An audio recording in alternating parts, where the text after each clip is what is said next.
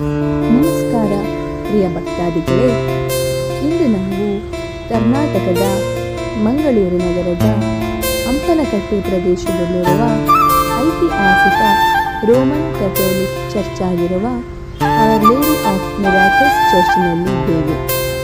ಈ ಚರ್ಚನ್ನು 1680ರಲ್ಲಿ bishop Thomas G Castro ಅವರು ಸ್ಥಾಪಿಸಿದರು. ಚರ್ಚ್ ಕಟ್ಟಡ ನಿರ್ಮಾಣಕ್ಕೆ ಬೇಬ್ನೂರಿನ ರಾಣಿ ಕೆಳದಿ ಚೆನ್ನಮ್ಮ ಅವರು ಜಮೀನನ್ನು ನೀಡಿದರು. ಇದರಿಂದಾಗಿ ಗೋವಾಕ್ಕೆ ಸೇರಿದ ಹಲವಾರು ಕೆಥೋಲಿಕ್ಗಳು ದಕ್ಷಿಣ ಕನ್ನಡಕ್ಕೆ ವಲಸೆ ಬಂದು ಇಲ್ಲಿ ನೆಲೆಸಲು ಸಾಧ್ಯವಾಯಿತು. ಮಿಲಾಗರಸ್ ಚರ್ಚ್ ಹಲವಾರು ಪ್ರಾರ್ಥನೆ ಸೇವೆಗಳು, ನವೇನ ಸೇವೆಗಳು ಮತ್ತು ಧಾರ್ಮಿಕ ಕಾರ್ಯಕ್ರಮಗಳಿಗೆ ಪ್ರಸಿದ್ಧವಾಗಿದೆ. ಇದು ಮಂಗಳೂರಿನ ಪ್ರಮುಖ ಧಾರ್ಮಿಕ ಕೇಂದ್ರಗಳಲ್ಲಿ ಒಂದಾಗಿದೆ.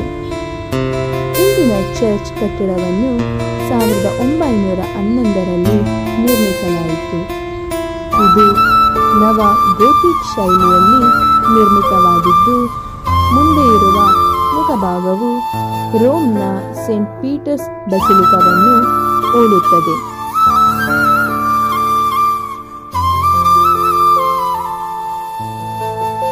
ಮಿಲಾಗರಸ್ ಚರ್ಚ್ ದೇವರ ಆಶೀರ್ವಾದಗಳನ್ನು ಅನುಭವಿಸಿದ ಅನೇಕ ಭಕ್ತರ ಅನುಭವಗಳನ್ನು ಹೊಂದಿದೆ.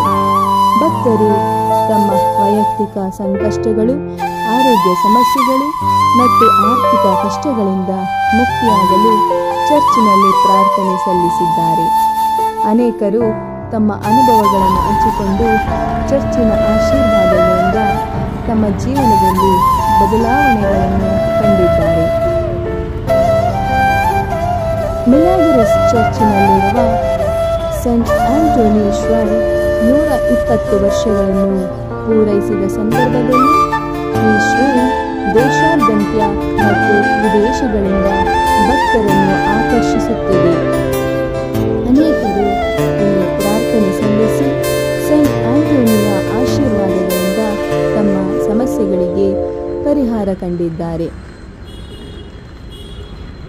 ಮಿಲಾಗರಸ್ ಚರ್ಚ್ ದೇವರ ಆಶೀರ್ವಾದಗಳನ್ನು ಅನುಭವಿಸಲು ಮತ್ತು ಆಧ್ಯಾತ್ಮಿಕ ಶಾಂತಿಯನ್ನು ಪಡೆಯಲು ಅನೇಕ ಭಕ್ತರಿಗೆ ಆಶ್ರಯವಾಗಿದೆ.